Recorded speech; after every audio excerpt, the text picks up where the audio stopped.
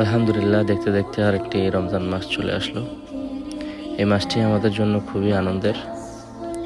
আসলে সবার জন্য আনন্দের হলেও আমার জন্য কিছুটা হলেও দুঃখজনক, কারণ আমি গত 11 বছর রোজা, ঈদ ফ্যামিলি ছাড়া করতে হচ্ছে।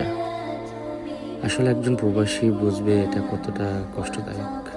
যাই হোক, আসল কথায় আসি। আসলে আজকে প্রথম রোজা, তাই ইফতারের জন্য প্রস্তুতি নিচ্ছিলাম এবং আমার বন্ধু বান্ধব, ভাই সবাইকে দাওয়াত করেছিলাম আজকে আমাদের সাথে ইফতার করার জন্য। আলহামদুলিল্লাহ, সবাই একসাথে বসে ইফতার করাটার মজাটাই হচ্ছে আলাদা, আবার সেটা যদি হয় বাংলাদেশি স্টাইলে।